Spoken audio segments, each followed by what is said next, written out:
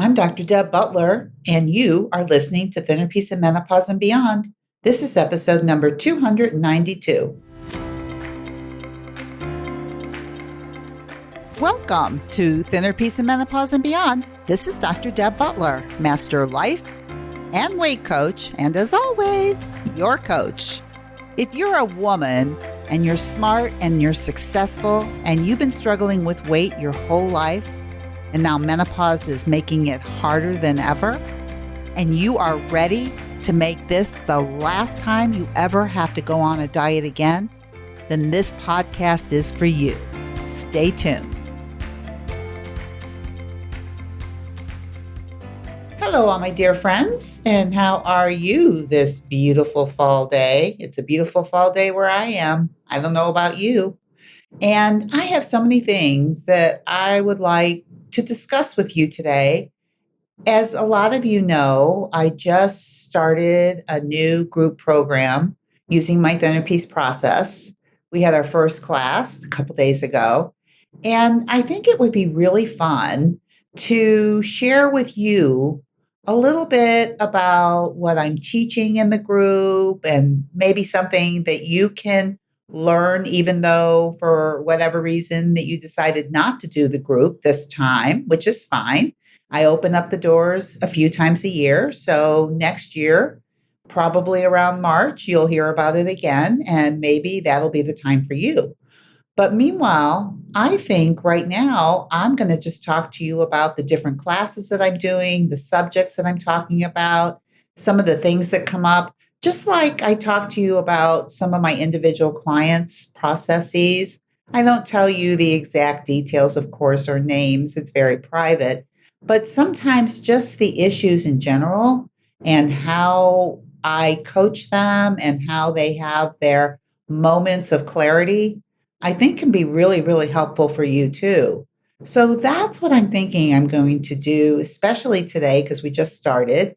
And one of the things that we talked about that I have talked about on this podcast many times, but I always start out with my clients about why they want to do this work. Now, it seems like it would just be so simple. Like, why do you want to do this work? Why do you want to lose weight? And usually the question usually turns into two things that I think most people say to me. One is, I want to be healthier, or I just want to have one size of clothes in my closet, or I want to be able to fit into the clothes that are in my closet. Those are usually the reasons. And if they really were compelling, and that's the word I like to use, compelling, like so exciting, you just have to do it, because compelling really has your brain's attention. And you really need to have your brain's attention on this work, because otherwise your brain is like a puppy dog. And we know what puppy dogs do when they're not being disciplined. They do whatever they want and they cause problems everywhere they go, right? Because they're babies, they're puppies, they don't know. It's the same thing with baby children and toddlers. Think of your brain as that, is they need discipline because they kind of want to do what they want to do and they don't really know what is best for them at this time. And so parenting or training a dog, you can think of that as your higher part of your brain, your prefrontal cortex, that kind of watches over the undisciplined toddler, the puppy dog, cute little things that just want to do what they want to do and they just cause problems.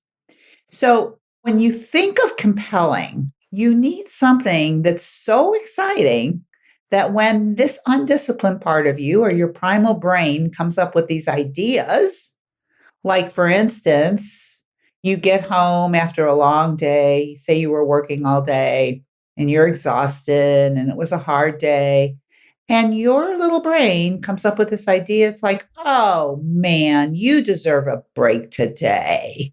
Didn't there used to be a McDonald's commercial now that I'm thinking of it? But it says you deserve something today. And usually what this puppy dog, untrained puppy dog, little child will say is, don't you think that cake would be a great idea right now? you're tired, you don't really feel like doing anything, you don't really have energy to do anything. Let's just have a piece of cake or two. But it comes up with this idea of how you can feel better quickly, even though it's going to cause so many problems later on. And when you think of why you want to do this work, it has to be more compelling than feeling better in the moment. Because in the moment, when you get home and you're really tired and you're really stressed, I hear it all the time. I'm so tired and I'm so stressed, and I just need to relax with food. I deserve food like a reward. But using food in context that really has no fuel value, but really makes that primal part of your brain think that it's going to get something, just like a puppy dog when you're potty training it, or kids. They want to go where they want to go, wherever they feel like it. Right. And your job is to say, well, I don't care where you feel like it. This is where you're going to do it. And pretty soon they do what you say, and they're happier, you're happier, and you have a well trained dog, or you have a well disciplined child. And now, what I'm saying to you, what I'm saying to my new group is we want to have a well disciplined brain. And a well disciplined brain really is what mindfulness is all about, which I teach a lot in the Thinner Peace process, is being mindful of what's going on in your mind, what your brain is saying to you, which we do a lot when we're working together. But for all practical purposes, this compelling reason that you have needs to overrun all the other desires that you know are going to come up. And probably the most competing desire for not eating, or for being able to eat what you say you're going to eat, or to do what you say you're going to do, is usually some sort of indulgence in something, overindulgence. So overindulgence is kind of the competing reason that you have to look at that needs to be weaker than your compelling reason. You have to know what's going to come up, what's going to get your attention, and then you have to be prepared for it with a big why that overrides that. And this is the thing about the process that I use is, yes, of course, weight loss, I want you to lose weight.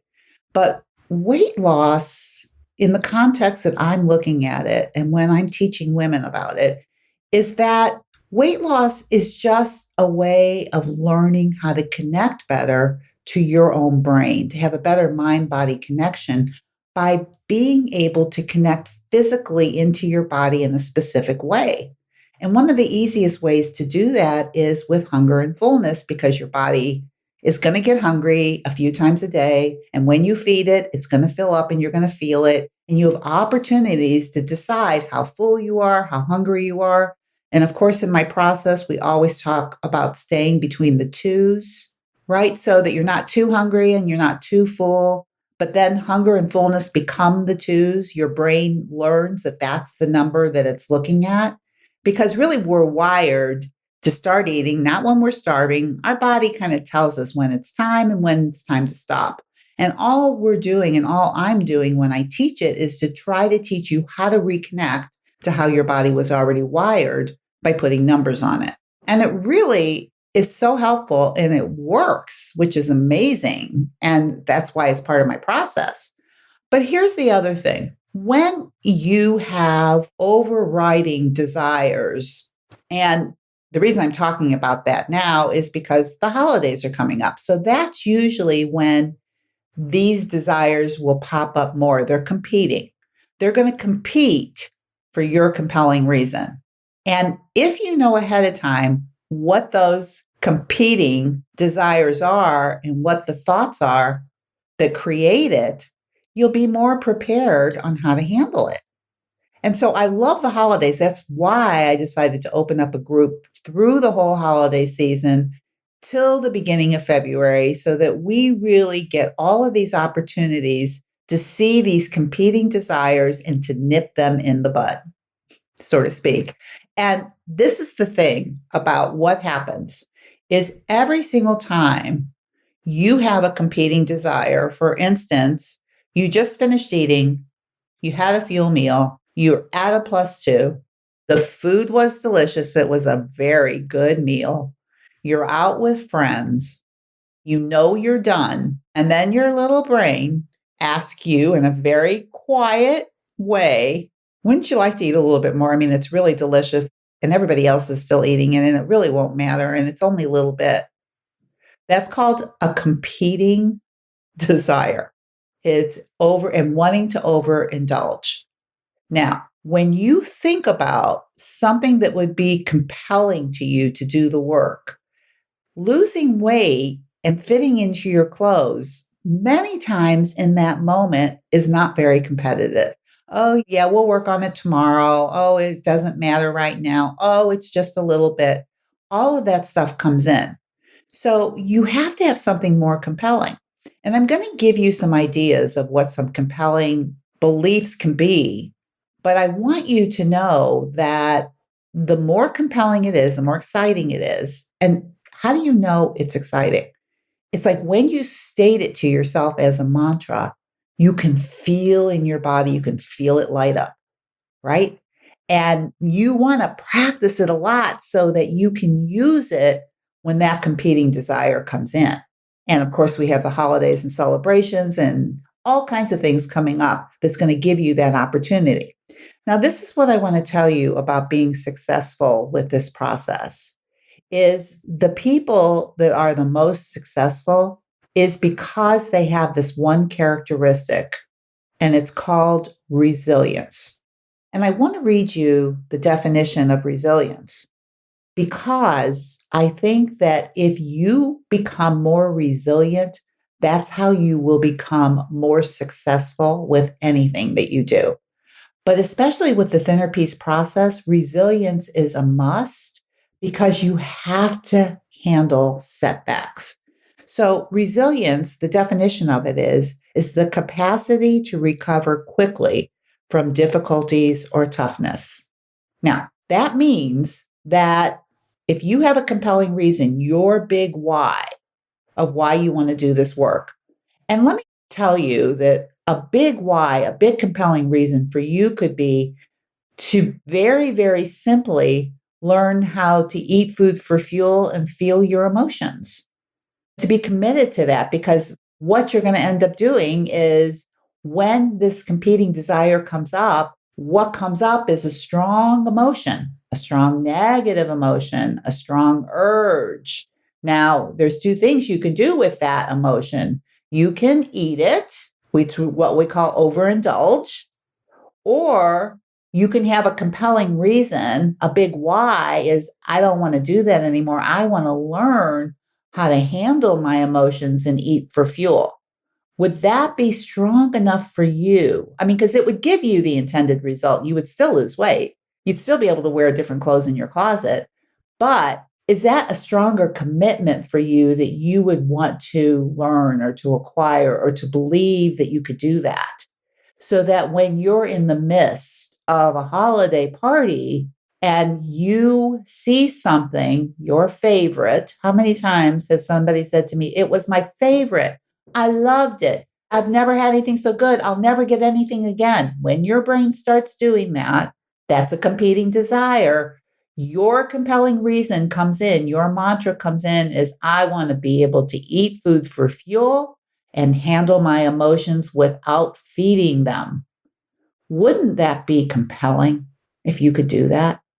And the way you can do that is by telling yourself that's what you want to do. That is your big why for doing it. I want you to really think about that because you have your big why, you know what your competing desires are, and then sometimes you're going to give in to the competing desires, which does not slow down the thinner piece process. It actually activates the process because then it becomes how resilient are you when you have a setback, when you see yourself doing something you don't want to be doing, how fast can you come back? And I talk a lot about that on this podcast about coming back. And coming back, the faster you come back, the more resilient you become, the more successful you become.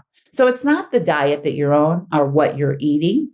It has much more to do with how committed you are to giving yourself something that you've never been able to give yourself before because you didn't know what your big why was.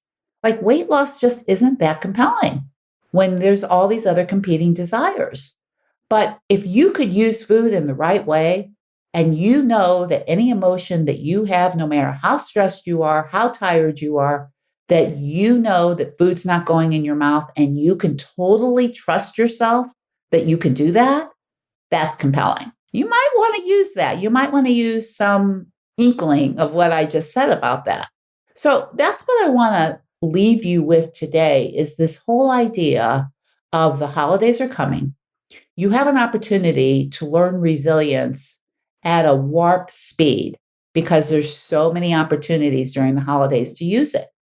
And even if sometimes you give in to that desire, that in itself can make you more strong if you come back fast, which means that, okay, I ate the cookies, but I'm going to wait till I'm hungry again. And all you do when that next meal comes up, you start at a -2, you stop at a +2, you eat fuel food, you're back.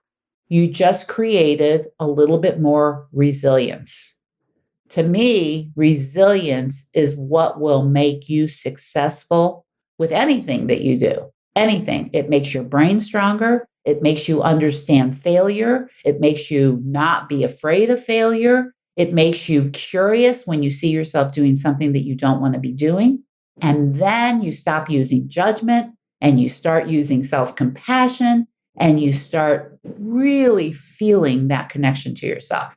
So for this week, as the holidays are starting to come, I want you to think about what would be compelling to you.